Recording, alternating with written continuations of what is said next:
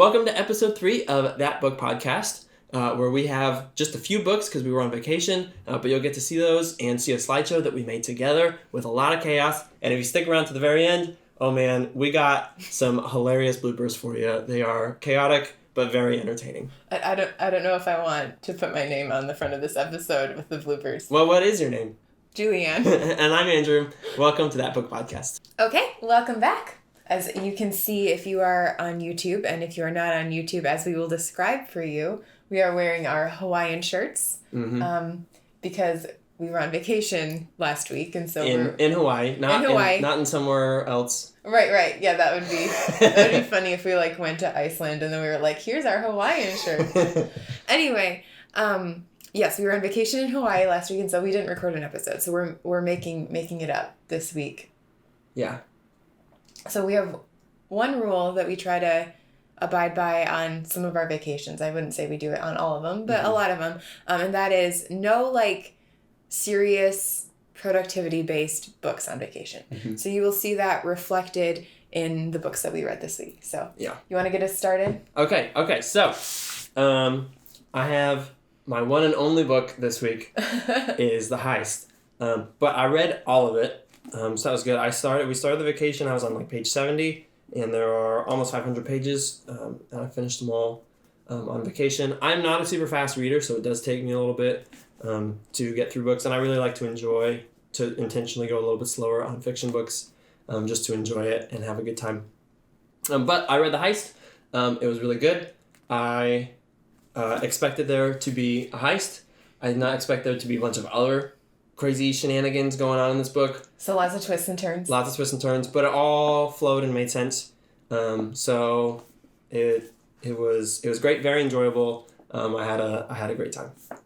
That's cool. Yeah. And while we were in Hawaii, I bought he did such a good job writing it. I didn't realize that it was a sequel to in a series with the same character. But I think this is his third book with this main character, and so I bought one of the other ones at a bookstore that we went to while we were in Hawaii. So that's pretty exciting. Yeah, you actually found the other two, and then you bought one of them. Yeah. So that's kind of fun. I think it was funny that you were like, well, I only read one book, but I read all of it. And most weeks you're like, well, I read a bunch of books and one chapter of each. Yeah. So I read more pages, so. Yeah, you're defensive either way. I think there's no worries. Okay. Anyway. Here are, I have 2 books this week. We'll start with the one that I was already reading and that I finished while we were on vacation. And that is An Atlas of Extinct Countries by Gideon Defoe. I'll probably do a slideshow on this another week. But maybe next week, a little next week preview? Maybe. Okay. Maybe. Anyway, but this was really an enjoyable book, and I found myself laughing out loud a lot. It was kind of crazy because we went to the Pearl Harbor Museum on Wednesday while we were in Hawaii, and they were talking about the Japanese conquest of Asia and their vision for a united Asia under Japan and all of those things. And it's interesting because I was I'm there at the museum and I'm like, oh, this is not good. This is not good, And then I go back to the hotel and I'm reading my book and I'm trying to find this passage right now while I'm talking, actually. And they had, here it is. Manchukuo, which is when the Japanese conquered part of China. I think it's Manchuria. It says cause of death, World War II. Cause of death, World War II. Yep. Today it's part of China. Wow. Yep. And so you went to the museum? I went to the museum, read about it, and then I came back to the hotel, read about it in my book. Whoa. But in a different way, right? Because he's talking about how this country, Manchukuo doesn't exist anymore. And that's because it was the Japanese invaded Manchuria, they renamed it, and then after World War II, obviously it goes back to being part of China. Mm-hmm. Huh.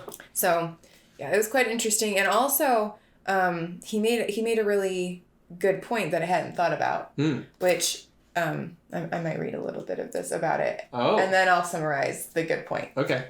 So he says, In the middle of the 19th century, Japan woke up from a self-imposed slumber, blearily rubbed its eyes, looked around at all the appalling things the Europeans were getting away with, and said, "Think you guys are bad? Hold my Asahi. We'll show you how it's done." So, anyway, he said that, and I'm laughing, and then I flip the page, and he goes, "But if you were Japan at that point in the world, you're looking around at all the other island nations, and you're thinking, well, we can either become the conquerors or we can be conquered." Yep. Then being in Hawaii, like, you see that, right? Because, like, Hawaii was annexed by the U.S., and there's just a long, like, period of, like, imperialism, even though they had an existing monarchy. So it was a different perspective, and I think that was really helpful. Yeah, it was really cool to go to the World War II, to the Pearl Harbor Museum, and right, like, obviously we're American, but I was like, yeah, the series of events that led Japan to do that, like, you can see how that occurred. Yeah, I think reading, even though you don't really support it, but I think reading this helped me be a little more compassionate than going to the museum. At the museum, like, obviously you're being faced with the aftermath of that, right? And they're talking about how deathly World War II was and everything. And then do you have another? Are you continuing the World War II theme right now? I'm continuing the World War II theme. Believe it or not, World War II is not one of my favorite things to read about. I think that might be a little hard to convince you after this episode, but I picked up this book by Malcolm Gladwell. It's called The Bomber Mafia. It is Malcolm Gladwell, so... It is Malcolm Gladwell, and I have said many times that I will read everything he's ever written. Yeah. I would read anything he's ever written. Mm-hmm. I have not read everything he's ever written, but I'm working on it. And this book is my next step toward that. Yeah. So it's a story about World War II. It opens just really, the drama is high from the beginning. From the get-go. Yes, and it's like it's all true. So I'm intrigued, and okay. Yeah. Nice. So it's great. So those are books that we read while on vacation. Uh-huh. Yep. Nice and a short little list, so you don't have to be overwhelmed with a whole bunch of books. Yeah, very fun. The Atlas of Extinct Countries is a very fun beach read. I don't know that I would classify The Bomber Mafia as a beach read, but here we go. It was what I wanted to read. Yeah. Okay, you were feeling it. I feel like the heist is definitely like... Yeah, it's got the drama, but also fiction. Yeah. So it was very fun. Okay, so that is section 1. Boom. All right, set them aside. Done. All right. It's time for our slideshow. Oh, it's time for the slideshow. Let's set all our books up. Yeah, we realized that last week, if you watched the episode, you couldn't really see the slideshow. Which is sad because you put a lot of work into that slideshow. There were some things I thought were pretty funny. This is the wrong slideshow. This is the wrong slideshow? Yeah. Oh, look at that. It's a super preview of next week's slideshow. Wow, that is so fun. That's hilarious. We're working on getting pretty ahead of the game here, so... Yeah. I hit share instead of slideshow. We're a mess right now. Okay, anyway. This is the behind the scenes look at what's going on here. So we can scoot this back a little bit so that we can actually read it here. Okay. All right. We will be presenting this slideshow together. So wait, I'm gonna actually. Can you take that book out of the pile? Which one? It's the bottom one. Oh. Boom. Prepare yourself for chaos. Yeah. I feel like how this has started is probably how it's gonna go. Yeah. Yeah. I think so we gave a sneak preview of this slideshow last week. We did? Yeah, we did. Okay. Unless I'm sadly mistaken, but I don't think so. We talked about how we were gonna give a slideshow on I Will Teach You to Be Rich together. Okay, Vacation Brain. Vacation Brain, yeah. So anyway, that's what we're doing now. Yeah, let's go ahead. Let's get started. So it's our first dual slideshow. I'm nervous. Yeah, we'll see how this goes. I was not nervous before we started getting into this, and now I'm so nervous. Okay. I Will Teach You to Be Rich by Ramit Sethi. Yeah, that's the book. Okay, how long it took to read? All right, so we very cleverly got Julianne's on Julianne's side and mine on my side. That was all you. Wow.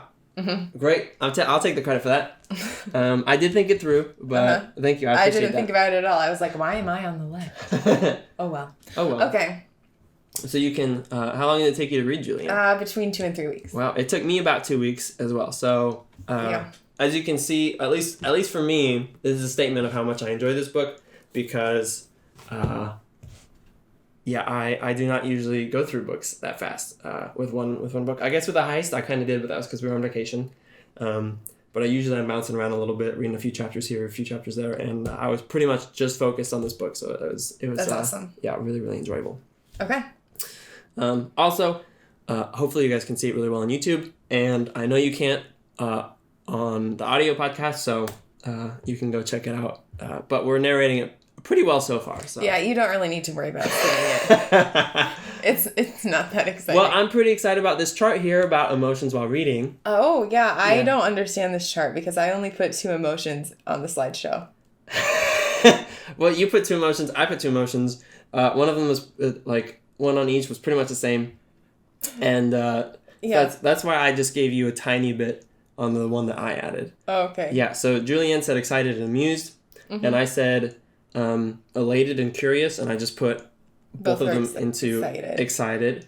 And so I gave Julianne quite a bit, and I gave me a lot. And then I gave her a lot of amusement because she laughed even more than I did when reading this book. Absolutely. Yeah, so she was laughing all the time. So I gave her and if you added them all up, your bars would add up to 100, and mine added up to 100. So it was like a little 100% thing going on here. Okay. And then I was also very curious while reading the book. I was like, what's the next thing? I don't think I was very curious. Yeah, that's why you only have like 4 curiosity over there. So. I think I was just like, when's the next joke going to be? That's where my curiosity comes from. All right. Number of highlights. I underlined 21 different things in this book. That's actually fewer than I thought it would be. Yeah, I would have thought it would be a little bit higher based on you were going to town on that thing. Yeah. How many did you underline? 3. All in the first few pages. So I'm reading the introduction. I was like, okay, cool. Underline. And then I pretty much just went, this is a magazine. I'm reading it like a magazine. I'm going to take all the information. Super deep. But I don't need to highlight anything. I'm just going to enjoy myself. I guess that's, I don't know. If you look inside, it does, like, it's in color. There's a lot of green. There's a lot of, like, little call-out boxes and things. Yeah, boxes and charts and graphs. And so... featured stories. Yeah, and the paper feels really nice. So I was just like... Yeah. It's not quite a magazine. Like, it's not as glossy and there's not, like, photos. Yeah. But it is somewhere between that and, like, a normal nonfiction book. Yeah. So I was like, I'm just going to enjoy it. And I also, like, implemented pretty much everything immediately. So, I still think I did a pretty good job. Good for you. Yeah. Yeah. As far as the number of notes in the margins, 1... again, in the first 2 pages, and I simply wrote, haha. I wrote 7, one of which was best paragraph in the whole book, which we should read right now. Oh. Page 2, you even put a little page number on here. Yes, I did, so that I could find it quickly. That's great. Page 200. When 2 wealth managers tried to recruit me. This is Ramit Sethi talking, obviously. Yes. A few years ago, a friend suggested I talk to a quote-unquote wealth manager. I declined, but he was insistent. Why not? My friend asked. I said, I don't know. Maybe because I wrote a New York Times best-selling book on investing in personal finance? Okay, and no, we got the 2nd edition of the book, so it really was best-selling by the time he wrote this. Yeah, because it had been, I think it was 10 years between editions, so. Yeah. But I took a deep breath and reminded myself, be humble, Ramit. I decided to take the call. A friend told me that these advisors work for a wealth management firm that I won't name. LOL, who am I kidding? They work for Wells Fargo Private Wealth Management. Let me digress for a moment and remind you why I hate Wells Fargo and Bank of America. And then proceeds to hate on them for a whole page, which it's just fantastic. Yeah. We both, I read it, I laughed hysterically. I read the paragraph to Julianne, and then she's reading it a week or 2 later, laughs hysterically, reads it to me. Yeah, so, I made him listen to it again, and now I have made you listen to it a 3rd time, along with anyone else who cares to listen to our podcast. Yes. So it is, we definitely thought it was hilarious. You read it and he's like, yeah, because he talks at length in various other places about how he does not like Wells Fargo in particular. Mm-hmm. And Wells Fargo and Bank of America. And then he goes, I don't like, I'm going to definitely out them. Who cares? I'm going to tell the world. So yeah, that was hilarious. It was really funny. Okay. All right, next. Number of times I made my spouse listen to part of it. I think it was 3 to 5, which you can Okay. debate me on that if you think that's too low. No, I think that's probably. But you'd already read it, so I was mostly just like making you reread the jokes. Yeah. So okay. Yeah, you laughed a lot more than you reread stuff to me though. Yes, which I was very proud of. Yeah, and usually I would be like, "Oh, was it?" And you'd be like, "Oh no, it was." Mm-hmm. And then I'd be like, "Oh, okay." And Yeah, I don't feel like that counts though because you initiated that. Right. Yeah. That's not you reading a whole paragraph to me. That's just us like, that's funny. Yeah. I said a bazillion. Wait, that's not a number. Then probably about 9. Because I didn't just read the jokes to Julianne. I read like things I was like, whoa, did you know? And like I would talk about it. Oh yeah. At length for basically the entire time that I was reading it. Right. So I definitely made you listen to things related to the book much more than vice versa. So yeah, well, I mean, you'd already read it by the time I read it, so that makes sense. yeah, and also I was very invested. I was like, I'm doing everything that Yeah. he says to do in this book. Yeah, that's good. Okay. Overall enjoyment rating. Ooh, what's your scale? I said on a scale of piggy bank to a fully diversified portfolio. This book is a fully diversified portfolio. Nice. Mm-hmm. That is very good. I thought about like trying to get like something between them, and then like all I could think of like made it sound bad, and it's a good book. Yeah, I might have done. We'll see. My scale was trying to do what you just described. I don't know if it actually makes any sense though. Okay. On a scale of paying taxes to winning the lottery, so paying taxes not fun, winning the lottery, everybody wants to do that, right? Mm-hmm.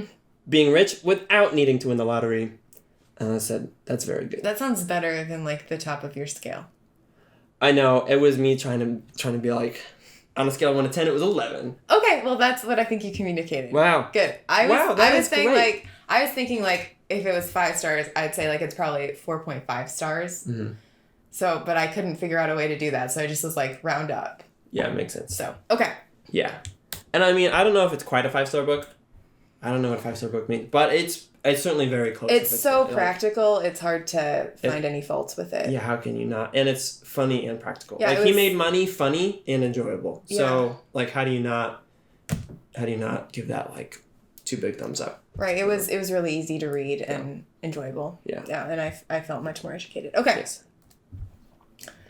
What I'm planning to do now that I've read it. I said spend consciously. That's his like fancy language. That's his not budget that we referred to in an earlier podcast. Conscious spending plan. So I'm spending consciously, being okay with making splurgy purchases. So spending consciously, even on the things especially on the things that we really love, which he talks about a lot, and is something that is not normal for us. That's just not really the way that we approach money. No. Naturally. And so we talk a lot about, hey, do we have the money for this? Yes. Do you really want to get it? Yes. Then just do it. Like, don't be like, oh, is it the responsible thing? It's just like, is this, so anyway.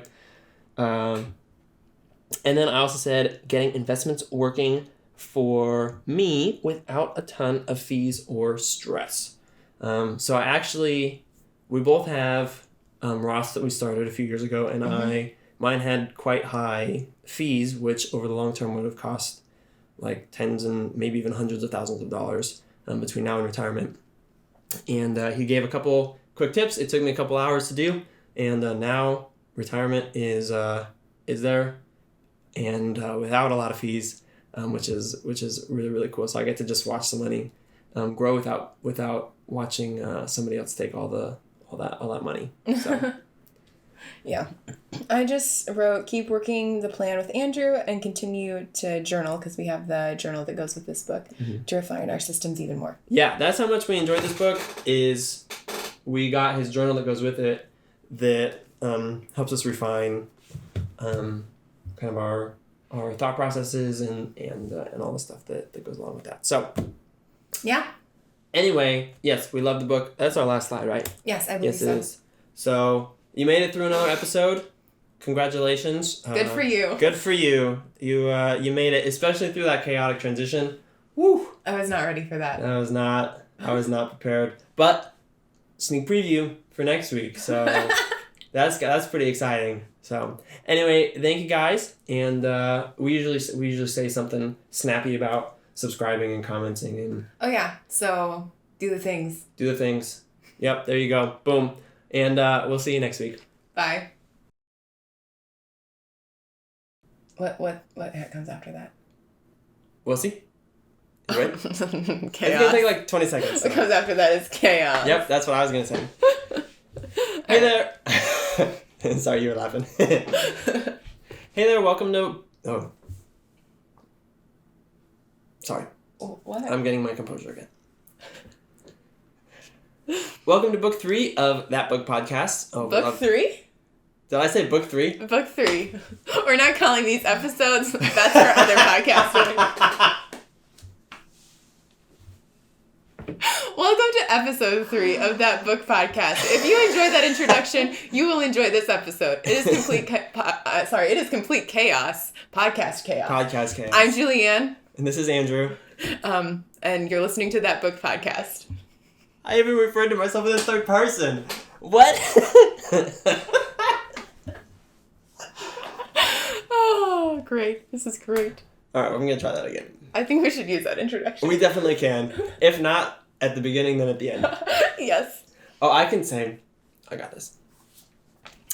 Welcome to episode 3 of That Book Podcast. If you stick around to the end, you're going to see a crazy blooper that makes no sense, but is also hysterical. Oh, really? Yeah. We're going to show that? Yep.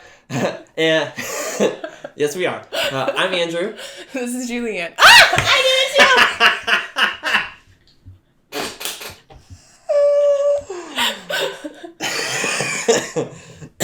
This is great. Alright, I'm gonna start over. Okay. Welcome to episode 3 of That Book Podcast, where we have just a few books because we were on vacation, but you'll get to see those and see a slideshow that we made together with a lot of chaos. And if you stick around to the very end, oh man, we got some hilarious bloopers for you. They are chaotic, but very entertaining. I don't know if I want to put my name on the front of this episode with the bloopers. Well, what is your name? Julianne. And I'm Andrew. Welcome to That Book Podcast. I like that. That one was pretty good. All right, that's our winner, I think. Okay, cool.